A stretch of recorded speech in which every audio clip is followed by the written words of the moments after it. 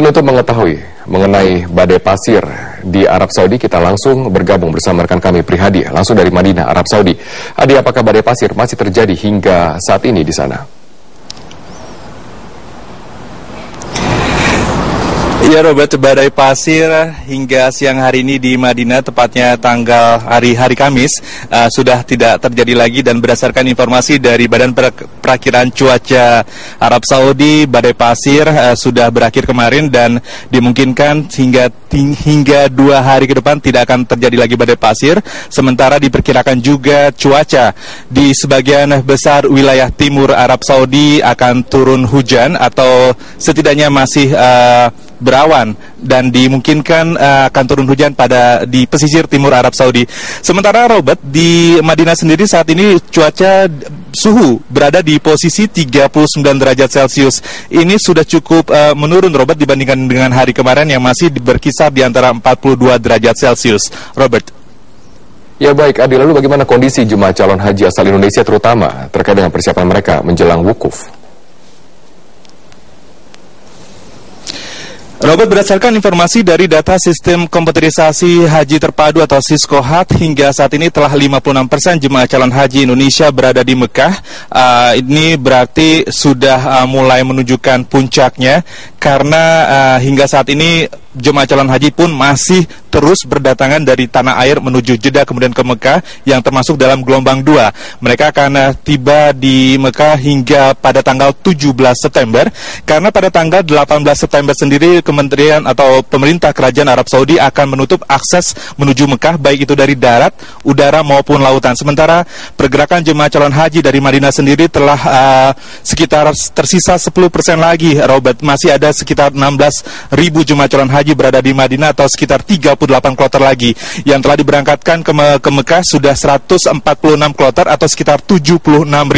Sehingga saat ini kota Madinah sudah cukup lengang. Tidak hanya pergerakan itu dilakukan oleh jemaah calon haji Indonesia, tapi juga pergerakan itu dilakukan oleh jemaah calon haji dari negara lain, semisal dari India, Bangladesh, dan lainnya, Robert.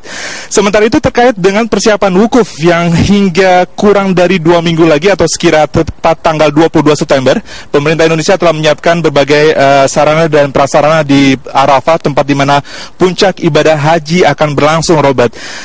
Persiapan itu antara lain terkait dengan pemondokan ataupun transportasi dan juga terkait dengan catering.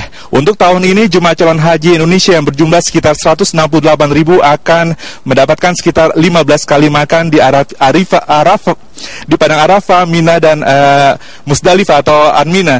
Ini merupakan pelayanan yang baru pertama kali terjadi atau baru pertama kali berlangsung tahun ini, Robert. Selain itu, jemaah calon haji juga akan mendapatkan minuman kemasan, air minum kemasan sebanyak 330 ml sebanyak 3 botol. Ini untuk mengantisipasi cuaca panas di Arafah yang diperkirakan pada puncak haji akan mencapai hingga 50 derajat Celcius.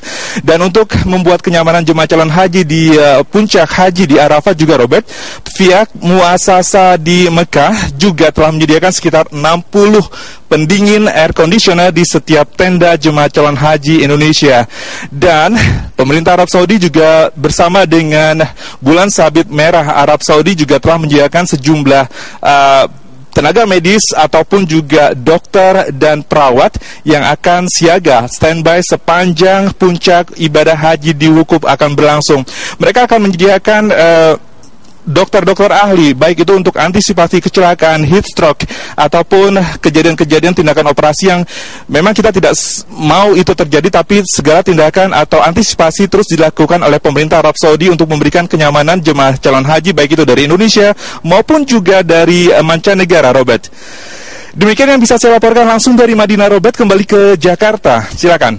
Baik, harus diwaspadai badai pasir dan ancaman dehidrasi. Terima kasih Prihadi atas informasi langsung dari Madinah.